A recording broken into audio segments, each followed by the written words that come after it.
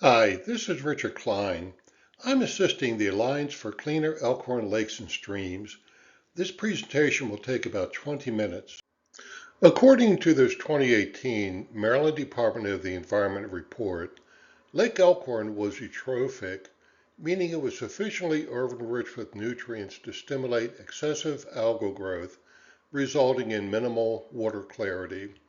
However, this classification was not an official impairment determination, but a cursory one.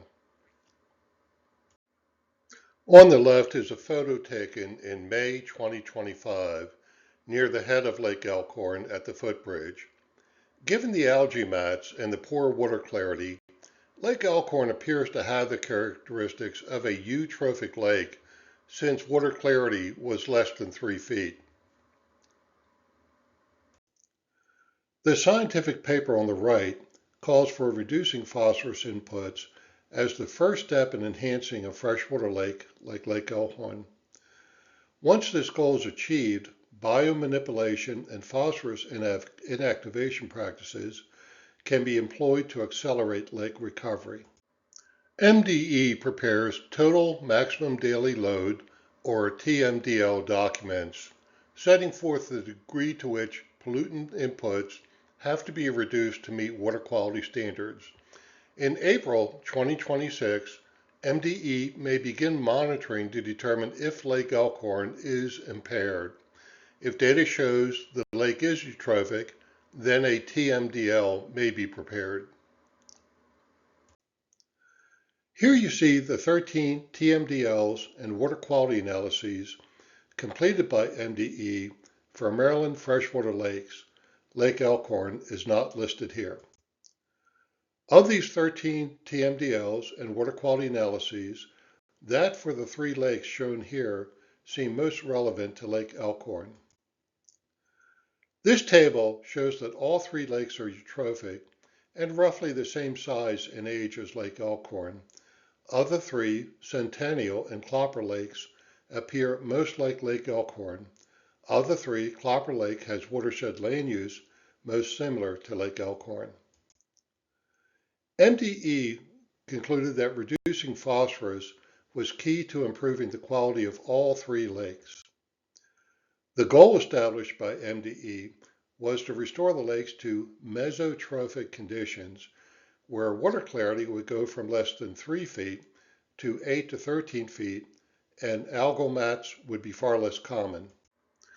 Since the Centennial and Clopper Lake TMDLs call for reducing phosphorus inputs by about 50%, this is the goal that will be used to illustrate possible options for enhancing Lake Elkhorn from the current possibly eutrophic state to mesotrophic.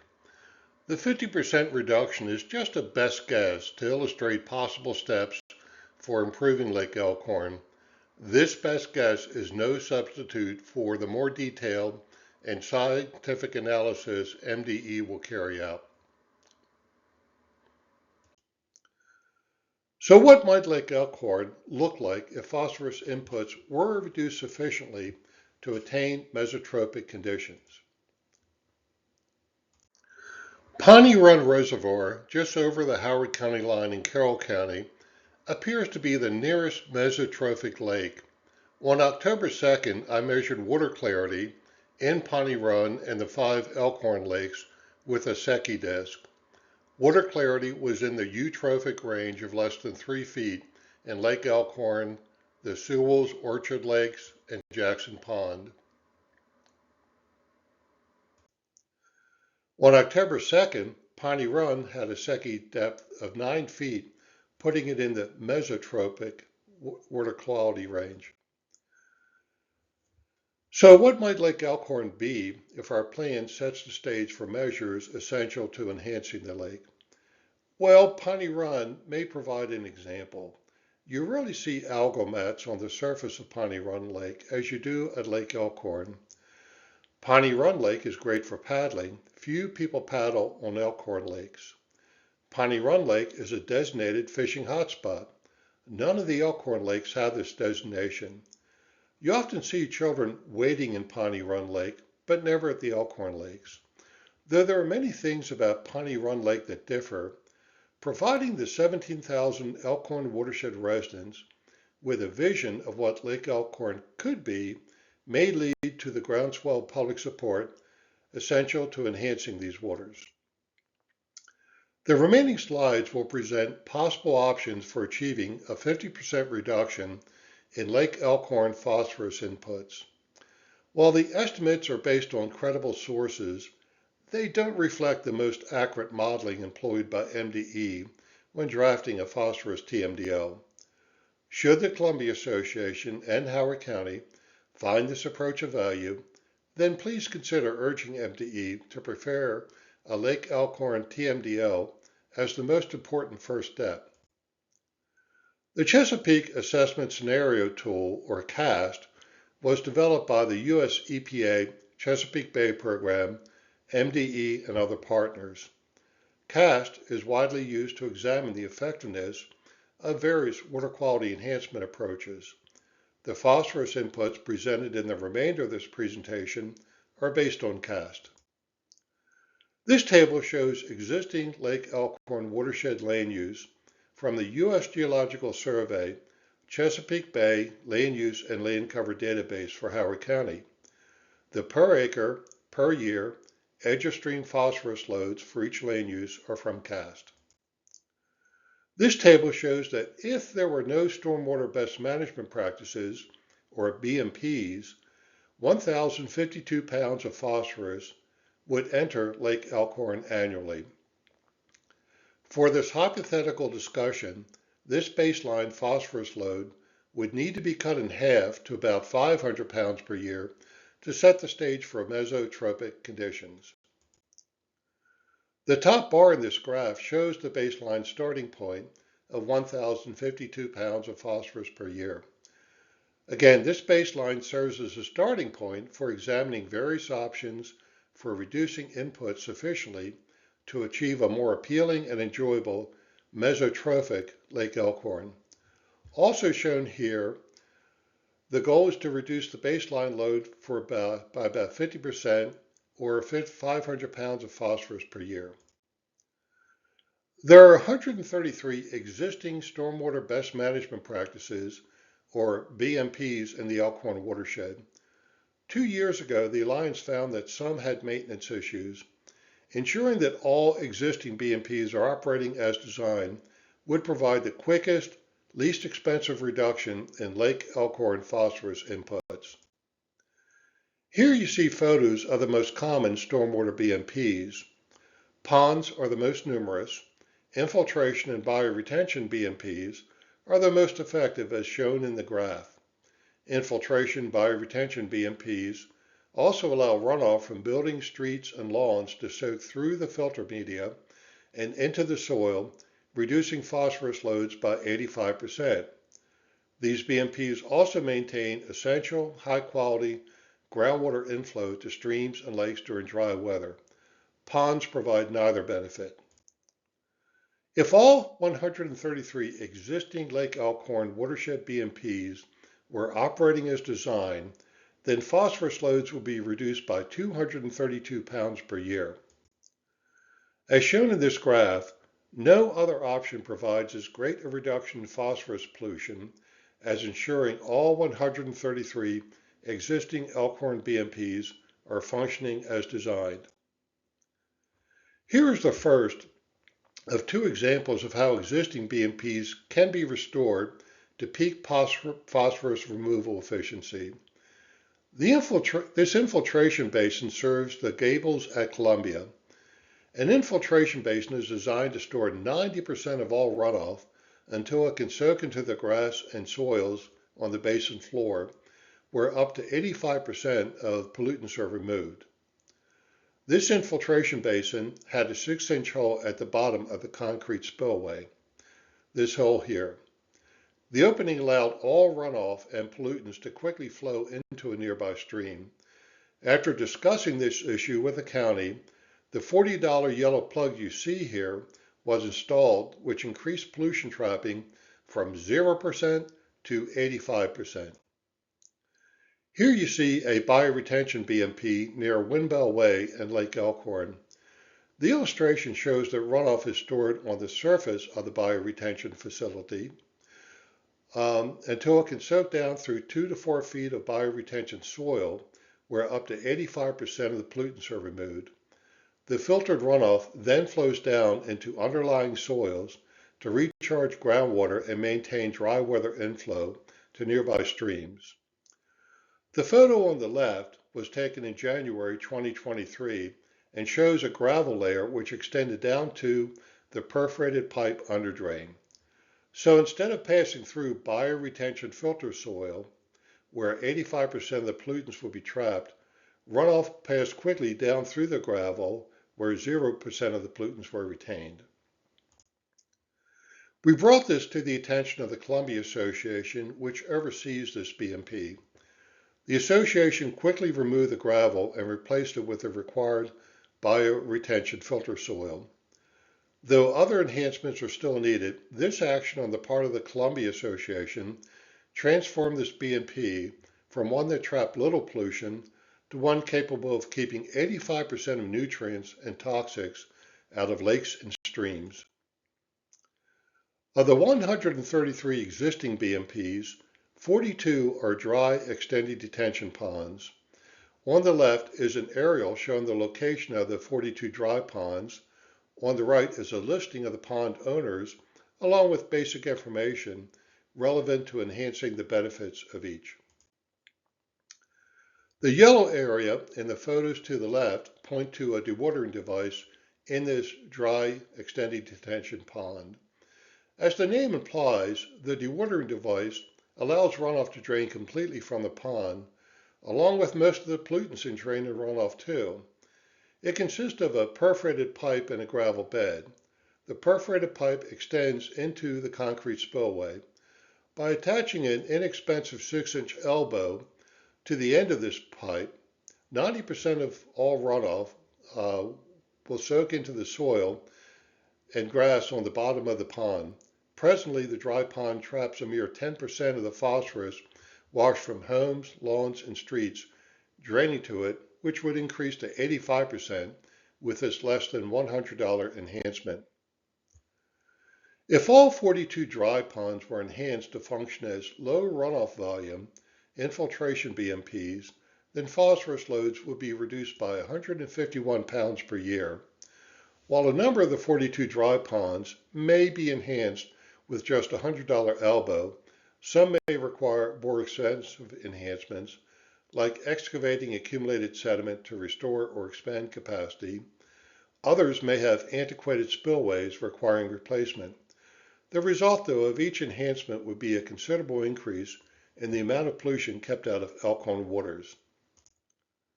If all 42 dry ponds could be enhanced to become infiltration BMPs, then Lake Elkhorn phosphorus loads would be reduced by another 151 pounds per year. It looks like there are 44 acres of publicly owned lawn area in the Lake Elkhorn watershed. Most are managed either by the Columbia Association or Howard County. Allowing these areas to become meadow or forest would provide two benefits. First, there would be a slight decrease in phosphorus loads, assuming these areas are not being fertilized. The decrease would be far greater if fertilizers are being applied regularly. The second benefit results from converting lawns to meadow or forest, which would increase Lake Elkhorn watershed natural cover. Presently, 29% of the watershed is in forest. Scientific studies conducted in Maryland and elsewhere show that a minimum of 40% of a watershed should be in forest to achieve good quality streams and lakes. But there's some research indicating that a mix of forest and unfertilized meadow may also achieve good quality waters. Similarly, converting residential lawns to unfertilized native herbaceous plants, shrubs, and trees will substantially reduce phosphorus inputs to Lake Elkhorn. According to CAST, each acre of fertilized lawn releases 0.75 pounds of phosphorus per year. If lawn is converted to unfertilized vegetation, then phosphorus loads will be reduced by 75% to just 0.2 pounds per acre per year. Both the University of Maryland Baywise and the Chesapeake Bay Foundation eco-friendly landscaping programs can help residents make the switch. Helping the 17,000 plus Elkhorn watershed residents understand that their neighborhood lakes and streams can be restored to a more child-safe and enjoyable condition should increase their willingness to engage in practices such as replacing high-impact lawns with low-impact baywise and eco-friendly landscapes. Research like that in the two papers shown here supports this assumption. This two-page draft fact sheet explains how Elkhorn watershed residents can assess the health of the waters closest to their homes. Regrettably, they'll find that both nearby streams and lakes are in poor condition.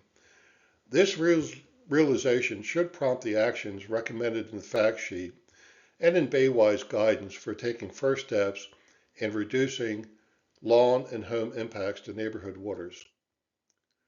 Here you see that winning the participation of enough Elkhorn watershed residents to convert 200 acres of fertilized lawns to low-impact vegetation reduces phosphorus inputs by another 113 pounds.